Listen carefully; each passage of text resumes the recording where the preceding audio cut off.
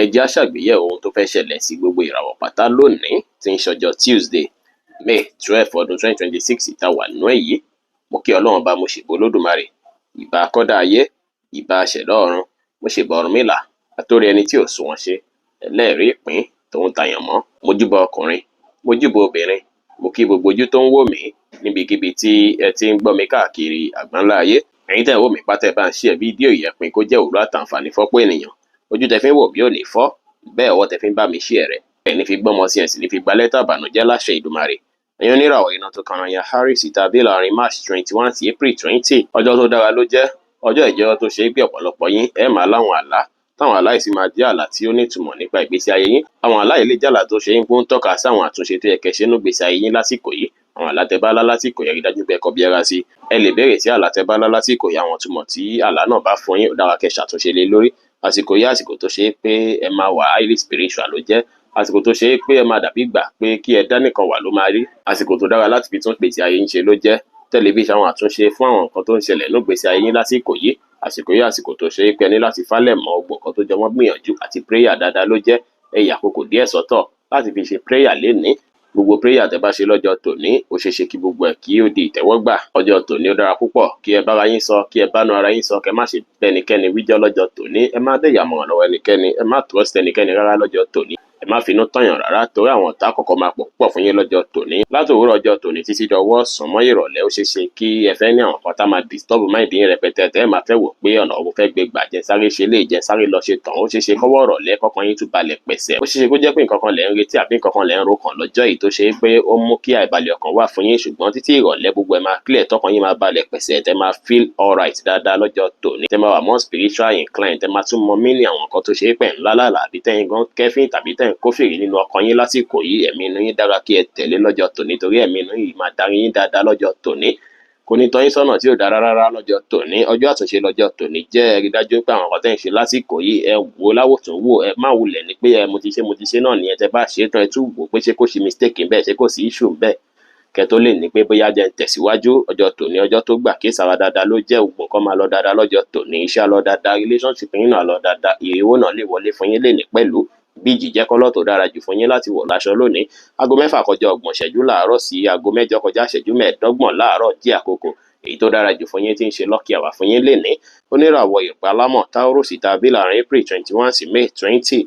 Ọjọ́ tòní ọjọ́ oríire ló jẹ́, ọjọ́ ìdùnnú ọjọ́ ayọ̀ ló jẹ́ pẹ̀lú. Ọjọ́ tó ṣe é pé ẹ ra àwọn supporter, àwọn èèyàn rọ̀gbà yín ká dáadáa, àwọn èèyàn bá yín ṣe pẹ̀lú ìfẹ́ àtọ̀yàyà lọ́jọ́ tòní.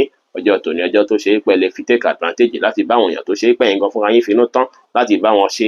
Ẹ lè béèrè ìrànlọ́wọ́ lọ́wọ́ wọn, wọ́n á ṣe fún yín. Ẹ lè béèrè support lọ́wọ́ wọn, wọ́n á ṣe fún yín lọ́jọ́ tòní. Ẹ wá ṣàṣàyàn àwọn èèyàn lọ́jọ́ tòní o. Ẹ má sọ secret yín bẹ́ẹ̀ nikẹ́ni lọ́jọ́ tòní torí èèyàn ṣe finú tán lásìkò yìí. Àwọn èèyàn tẹ́ bá kẹ́fín pẹ̀ nìyí ìbáṣepọ̀ ò bá tèmi mu, ẹ wulẹ̀ jọ̀wọ́ wọn sẹ́gbẹ́ kan. Ẹ má finú hàn wọ́n rárá, ẹ má finú ẹnikẹ́ni lọ́jọ́ tòní. Àwọn èèyàn tó ṣe é pó tọ́ tó mọ̀ pé àwọn ẹni yìí èèyàn gidi ni wọ́n jẹ́. Ẹ bá wọn ṣe lọ́jọ́ tòní, kẹ́ ṣe dáadáa sí wọn. Tẹ́ bá ṣe dáadáa sí wọn, àwọn náà ṣe dáadáa sí yín padà. Ọjọ́ tòní ọjọ́ tó dára púpọ̀ láti fi tún èròǹgbà yín ṣe ni. Ẹ fi mọ àwọn tó tọ́ láti ṣe yàtọ̀ sáwọn tí kò tọ́ láti ṣe. Ẹ wá ké sára gbogbo àánú kọ́ léèyàn ṣe lọ́jọ́ tòní. Gbogbo èèyàn kọ́ léèyàn ṣàánú fún. Àwọn míì máa wà tó ṣe pẹ́ sí ràn lọ́wọ́ láti jọ́ ìtẹ̀sí ń dúró sí láti jọ́ ìta dàbí ìgbà pé àdúró ti tẹ̀ ń ṣe fún ẹ̀ gan so necessary. Àwọn míì sì wà tó ṣe pẹ́ tí ń neglect wọn láti jọ́ ìtó ṣe pé ẹ̀ wulẹ̀ dúró tí wọ́n tẹ̀ ìyà padà sọ́dọ̀ wọn rárá tó ṣe kó ṣe ń bí ìgbà pé alágbájá yóò dẹ̀ ṣẹ̀mí ó yẹ kí n dúró tí ó yẹ kí n support ẹ̀. Àtúnṣe tó bá yẹ kẹ́ múlò láàrin yẹn rí dájú pé ẹ mú ṣe kí ẹ má tún ṣe yẹ lò dáadáa lọ́jọ́ tòní. Kẹ́ ṣàtúnṣe àyẹ̀yìn àti àwọn tó jẹ́ ọ̀rẹ́, àwọn tó jẹ́ alátùmọ̀ yín káàrin yín lè gúnrégé kó má bàa sí wàhálà, kó má sí ìdààmú. Iṣẹ́ á lọ dáadáa lọ́jọ́ tòní torí kò ní sí issue rárá. Customer máa bá yín dúnàdúrà, àwọn èèyàn máa support yín dáadáa lénìí. Relationship yín náà lọ dáadáa, ìrìwò náà lè wọlé fún yín dáadáa lénìí. Purple jẹ́ kọ́lọ́ tó dára jù fún yín láti wọ̀ láṣọ lónìí. Aago 8 kọjá ìṣẹ́jú 25 láàárọ̀ sí aago 11 kù ìṣẹ́jú 25 láàárọ̀ jẹ́ àkókò èyí tó dára jù fún yín tí ń ṣe lucky hour fún yín lénìí. Oníràwọ̀ afẹ́fẹ́ aláwàdà Gemini tàbí láàrin May 21 sí June 21. Ọjọ́ tòní ọjọ́ tó ṣe é pé issue iṣẹ́ tó ṣe é pé ó ti ń fún yín pressure láti bí àbí nǹkan ọgbẹ́ máa die down, kò ní sí wàhálà, kò ní sí ìdààmú. Ó ṣeéṣe kí issue náà kó fẹ́ yanjú fẹ́rẹ́fẹ́ láàárọ̀ kùtù ọjọ́ tòní, ṣùgbọ́n kí ilé ní tó ṣe gbogbo ẹ̀ máa lọ dáadáa. Tẹ́ máa ráyè fàlẹ̀ mọ́ iṣẹ́ yín dáadáa, tẹ́ máa ráyè ṣàwọn àtúnṣe tó yẹ kẹ́ ṣe láàyè iṣẹ́ yín tí ò fi ní sí wàhálà tí ò ní sí ìdààmú. ìní ẹ̀rí dájú pé ẹ ní ìrẹ̀lẹ̀ pẹ̀lú gbogbo kọ́sítọ́mà yín pátápátá. Ẹ bá gbọ́n ṣe pẹ̀lú ọ̀yàyà, tẹ́ bá ti fọ̀yàyà ṣe, tẹ́ ti fẹ̀lẹ̀ ṣe, tẹ́ ti mú sùúrù lò, tẹ́ ti yára pinnu àbí kánjú gbégbèsè, tẹ́ ti torí pé àbí kíní iṣẹ́ òmí lélẹ̀ bó mo yẹ fẹ́ kówó yìí tó lélẹ̀ fún iṣẹ́ tẹ́ fẹ́ gbé fún mi. Tẹ́ wò pé iṣẹ́ ti kéré jù fún mi, ṣé wèmí báyìí ni màá gba iṣẹ́ yìí ọjọ́ tòní á lọ dáadáa. Ẹ jìnnà sí gbogbo nǹkan tó jọmọ́ ego pátápátá. Ẹ yọ ego kúrò lọ́rọ̀ yín pátápátá lọ́jọ́ tòní, kẹ́ ní ìrẹ̀lẹ̀ kọjọ́ tòní lé lọ dáadáa. Èní ọjọ́ àtúnṣe ni. Tẹ́ bá ti lè correct ara yín láwọn àyè kan lórí ọ̀rọ̀ iṣẹ́ àti lórí ọ̀rọ̀ ìdàgbàsókè ayé yín àti lórí ọ̀rọ̀ reputation yín, gbogbo èní máa lọ dáadáa, kò ní sí wàhálà, kò ní sí ìdààmú. Iṣẹ́ á lọ dáadáa, relationship yín á lọ dáadáa, ire owó náà lè wọlé fún yín dáadáa lénìí. Wáìnì jẹ́ kọ́lọ̀ tó dára jù fún yín láti wọ̀ láṣọ lónìí. Aago 11 kù ìṣẹ́jú 15 láàárọ̀ sí aago 1 kù ìṣẹ́jú 10 ní ọ̀sán jẹ́ àkókò èyí tó dára jù fún yín tí ń ṣe lucky hour fún yín lénìí. Oníràwọ̀ omi agbára cancer tàbí láàrin June 22 sí July 22 ọjọ́ tòní, ọjọ́ ìdùnnú, ọjọ́ ayọ̀ ló jẹ́, ọjọ́ tó tayọ ló jẹ́ pẹ̀lú, ọjọ́ tó ṣe é pé ẹ ní láti máa retí àwọn èrè ń jẹ, àwọn oore bí ìfà kan láti ilẹ̀ òkèèrè ń bọ̀ fún yín o. Ìfà ń bọ̀ fún yín pàápàá yín tó ṣe é pé ẹ ti fi nǹkan kan síwájú, ẹ ti ń retí nǹkan kan bí expectation kan láti jọ́ ẹ̀. Àsìkò yìí, àsìkò tó ṣe é pé expectation yín yẹn ó ṣe é ṣe kí ó wọ́ọ̀kì fún yín ní pàápàá lówùúrọ̀ kùtù ọjọ́ tòní. Ó ṣe é ṣe kẹ́ ẹ ráwọn àǹfààní kan jẹ, káfẹ́fẹ́ àlàáfíà fẹ́ lóyìn ẹ̀yin tí nǹkan kan ti wà lọ́kàn pé kíní yẹ kó ti wọ́ọ̀kì, kíní yẹ kó ti bọ́ sí, á bọ́ sí lọ́jọ́ tòní. Èní wá dára púpọ̀ láti fi wá ìmọ̀ torí ẹ máa nímọ̀ nípa àwọn kankan, ẹ máa understand ara yín dáadáa lásìkò yìí, ẹ máa understand àwọn kan tẹ́ ń ṣe lásìkò yìí dáadáa, ẹ máa mọ bí tẹ́ ti ń ṣe mistake, ẹ máa mọ̀nà tẹ́ fẹ́ gbé gbà láti ṣàtúnṣe àwọn nǹkan tó ń ṣẹlẹ̀ nígbésí ayé yín fún ìlọsíwájú yín. Ẹ máa mọ àwọn nǹkan tó ṣe é pé fẹ́ ṣe láti lè jẹ́ kí gbogbo nǹkan tẹ́ bá ń retí kó máa wọ́ọ̀kì fún yín. Ẹ máa kọ́ àwọn ẹ̀kọ́ kan lọ́jọ́ tòní, àwọn ẹ̀kọ́ tẹ́ bá kọ́ lọ́jọ́ tòní ẹ mú lò dáadáa, ẹ practice ẹ̀ fún ìgbà pípẹ́, á lè ràn yín lọ́wọ́ dáadáa lọ́jọ́ iwájú. Àsìkò oríire làsìkò yìí jẹ́, àsìkò tẹ́yìn gan máa fẹ́ freedom yín ló máa jẹ́, tó ṣe é pé kò ní sí wàhálà, kò ní sí ìdààmú láàárín ẹ̀yin àti èèyàn kankan lọ́jọ́ tòní. Bẹ́ẹ̀ pé ṣé á lọ dáadáa, tí relationship yín náà lọ dáadáa, ire owó náà máa wọlé fún yín lénìí.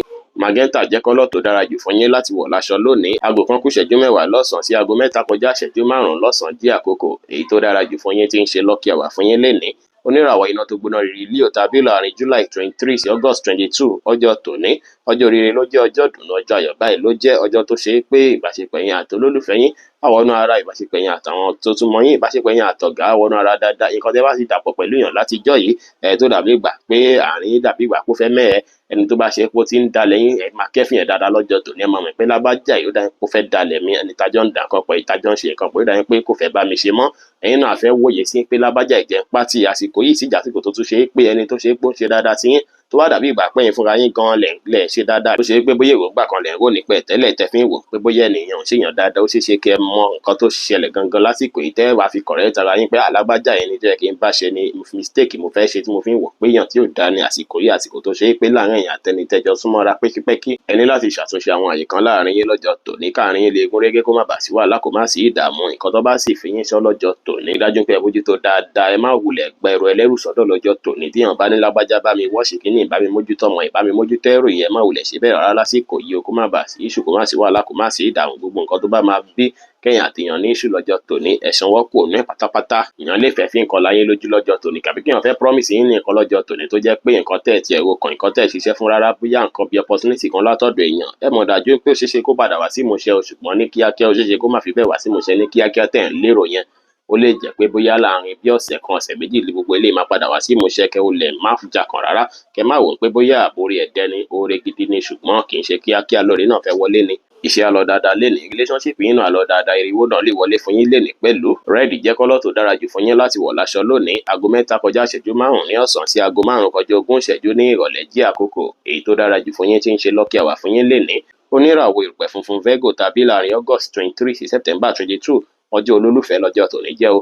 Ọjọ́ tòní gbogbo nǹkan tó dàbí iṣu láàrin èèyàn tó lólùfẹ́ yín gbogbo ẹ̀ máa parẹ́ pátápátá, tí ò ní sí wàhálà, tí ò ní sí ìdààmú. Iṣu díẹ̀ lè fẹ́ yọjú fẹ́rẹ́fẹ́ lówùúrọ̀ ọjọ́ tòní, bóyá iṣu tẹ́ ti pa tì látàná tí ò ti yanjú, ṣeéṣe kó jẹ́ pààrọ̀ ìlà ẹ̀ṣẹ̀ yanjú tó àtọjọ́ tòní sí rèé, kò wà ní sí wàhálà, kò ní sí ìdààmú. Ìbáṣepọ̀ tó dánmọ́rán máa wà láàrin èèyàn àti olólùfẹ́ yín. Ó dára kẹ́ lo àkókò àti ìgbà papọ̀ pẹ̀lú wọn lọ́jọ́ tòní.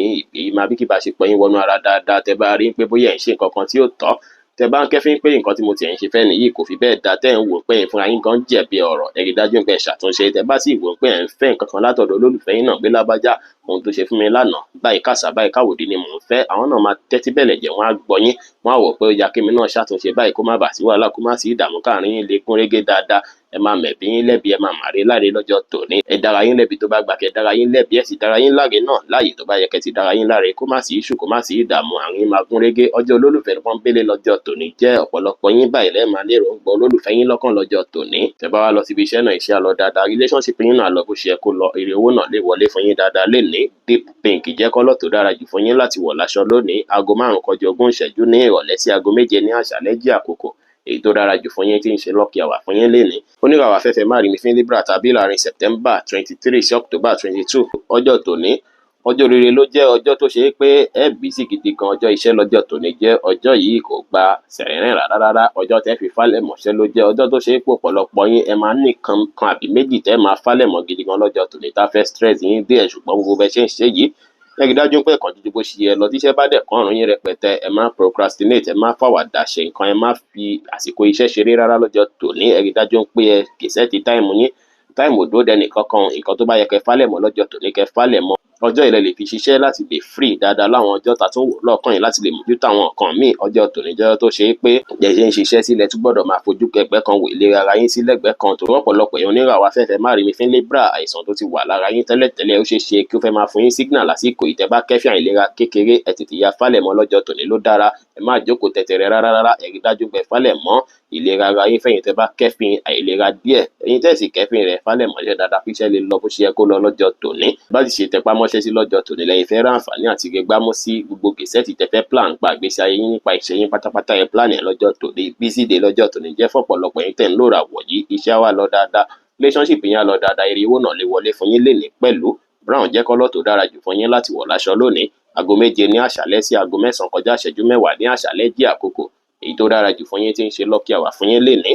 Oníràwọ̀ omi tútù Scorpio tàbí láàrin October 23 sí November 22. Ọjọ́ tòní ọjọ́ rere ló jẹ́, ọjọ́ tó dára ló jẹ́ pẹ̀lú. Tẹ́ bá jí lówó ọjọ́ tòní, ìdùnnú àtayọ̀ lẹ máa bá jí o. Ọjọ́ ìdùnnú ló máa wá jẹ́, gbogbo nǹkan tẹ́ bá fọwọ́ bá pátá ló máa dún, inú yín á dùn, ara yá yá gágá lọ́jọ́ tòní. Ẹ̀yin gan fúnra yín gba àwọn nǹkan tá fẹ́ máa tẹ́ yín lọ́rùn la máa wọ̀n yín láti ṣe lọ́jọ́ tòní. Àwọn nǹkan tẹ́ ti wá ń gbé kalẹ̀ tẹ́ ti ń wò pé báyìí lẹ ṣe ń ṣe látijọ́ mẹ́ta tó ti ń gún régé díẹ̀díẹ̀. Ẹ wá tún tajú wẹ̀yìn kẹ́ tún wò dáadáa lásìkò yìí pé ṣé bẹ́ẹ̀ ṣe ń ṣe yìí náà ló dára ṣá, tí kì í ṣe pé ẹ̀ ń ṣàṣìṣe láwọn àyè yìí, ṣé kì í ṣe pé ẹ̀ ń ṣe mistake láwọn àyè kan. Ẹ rí dájú pé ẹ fálẹ̀ mọ́ correction lásìkò yìí, àwọn nǹkan tó bá yẹ kẹ́ correct náà nǹkan tẹ́ ń ṣe, ẹ má fi gbogbo ẹ̀ ṣèṣe pé kò ní èdè kankan, gbogbo nǹkan ṣáà ti ń lọ dáadáa, kò sí wàhálà kò sí ìdààmú. Fẹ́yìn tó bá ṣe pé nǹkan dẹ̀ ń rí bákan fún àsìkò yìí, ẹ máa rí dùn, ẹ máa ráyọ̀ lọ́jọ́ tòní, ẹ máa ríre gbámú.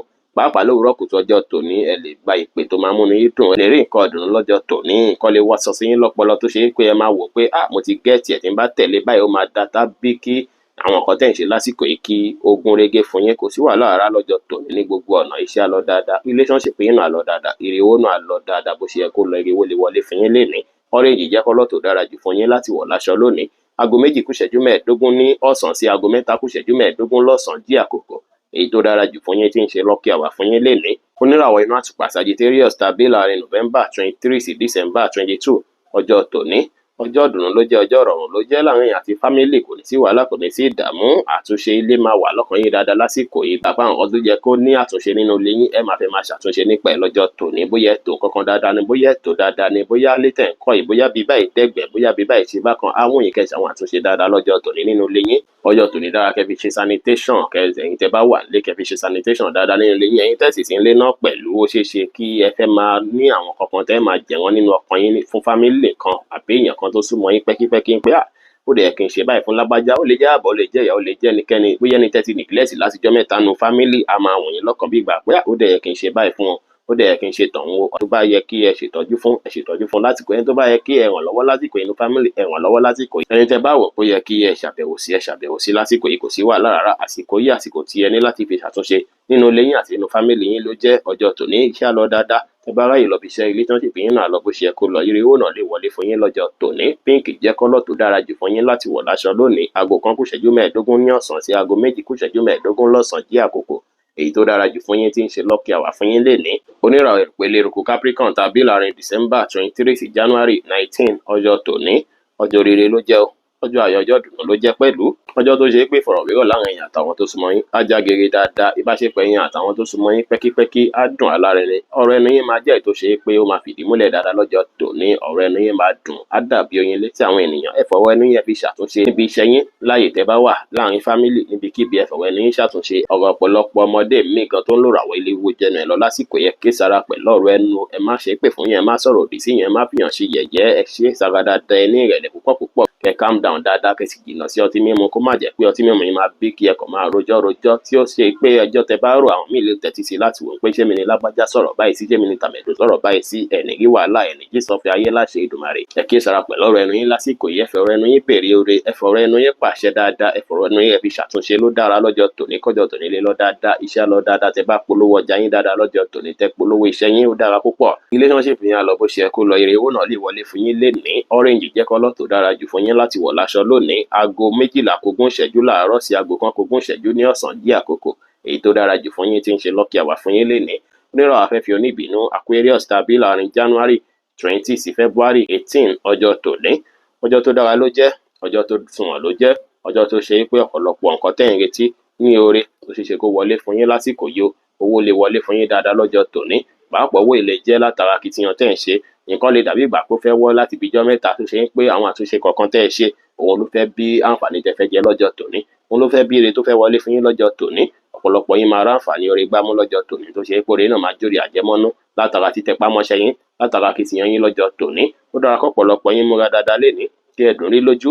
Àwọn nǹkan tẹ́ ẹ̀ ń ṣe pátápátá tẹ́ ń tà lọ́jà ni ẹ tún láìlọ́nà ẹ̀ pààrọ̀ tó bá ṣe pé ó ti bu ẹ ṣàtúnṣe bẹ̀, ẹ ṣàtúnṣe àyè iṣẹ́ yín dáadáa lọ́jọ́ tòní. Ẹ beautify ara yín, ẹ beautify ọjà yín lọ́jọ́ tòní. Ẹ fẹnu pọ́n sáfíìsì yín lé, ẹ ṣe àwọn kan tó jọmọ́ business card ní gbogbo ẹni láti fi polówó iṣẹ́ yín dáadáa lọ́jọ́ tòní. Gbogbo ilé wọ̀nyí lọ́wọ́ dáadáa lásìkò yìí láti jẹ́ kí iṣẹ́ yín lọ dáadáa, láti jẹ́ kí iṣẹ́ yín ní ìtẹ̀síwájú ayọ̀. Ọ̀pọ̀lọpọ̀ yín sì là máa gbé nínú pé mo fẹ́ ra gbá, mo fẹ́ rà wo, mo fẹ́ náwó lórí àwọn kan báyìí lásìkò yìí. Ẹ kíyèsára pẹ̀lú àwọn náwó lórí nǹkan tuntun tẹ́ bá kówó lé lórí lọ́jọ́ tòní ó lè má fi bẹ́ẹ̀ dára. Ẹ wulẹ̀ ní sùúrù dáadáa, kẹ ní sùúrù. Àwọn ọjọ́ míì wà tẹ́ fi kówó lórí nǹkan tuntun kì í ṣe ní rárá.